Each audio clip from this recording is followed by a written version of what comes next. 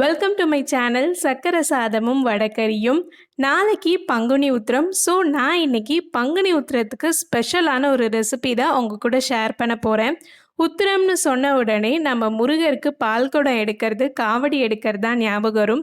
வெயில் ரொம்ப அதிகமாக இருக்கிறதுனால இந்த மாதிரி காவடி பால் குடம் எடுக்கிறவங்களுக்கு உடம்பு டக்குன்னு டீஹைட்ரேட் ஆகிடும்.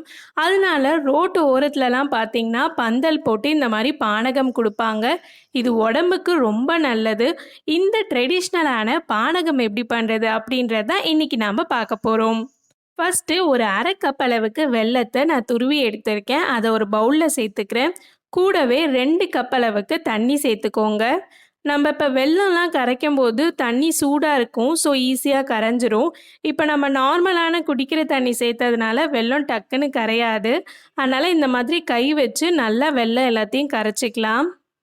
இப்போ நம்மளோட வெள்ளம்லாம் நல்லா கரைஞ்சிருச்சு. மேலே பார்த்தீங்கன்னா கொஞ்சம் தூசியெல்லாம் செட்டில் ஆகிருக்கு. அதனால இந்த மாதிரி நல்லா வடிகட்டிட்டு அதுக்கப்புறம் யூஸ் பண்ணுங்க. அடுத்து இதில் ஒரு பாதி எலுமிச்சை பழத்தை பிழிஞ்சு விட்டுக்கிறேன். அடுத்து இதில் ஒரு 1/4 டேபிள் ஸ்பூன் அளவுக்கு சுக்கு பொடி பண்ணி வச்சுருக்கேன், அது சேர்த்துக்கிறேன்.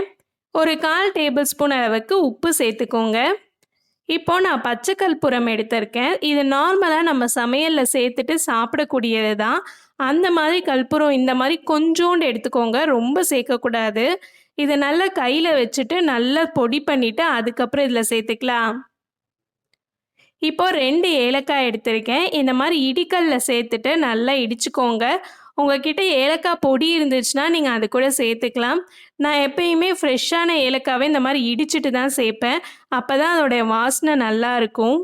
கடைசியாக கொஞ்சமாக புதினா இலை சேர்த்துக்கிறேன். இந்த ரெசிப்பியில் பார்த்தீங்கன்னா கடைசியில் துளசி தான் சேர்ப்பாங்க.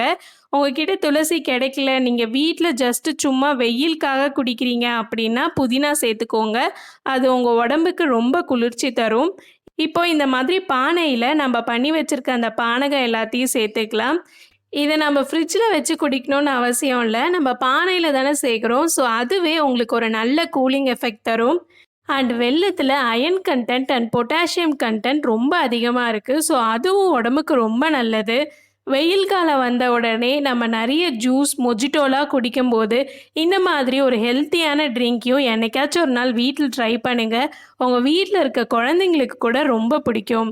இதே மாதிரி நான் அன்னாச்சி பழத்தை வச்சு பண்ண பானகம் ரெசிபியோட லிங்க்கையும் டிஸ்கிரிப்ஷனில் கொடுக்குறேன். வேணும்னா அந்த ரெசிபியும் செக் பண்ணி பாருங்கள். நெக்ஸ்ட் ஒரு சூப்பரான வீடியோவில் உங்களை நான் மீட் பண்ணுறேன். அது வரைக்கும் பாய் பாய்.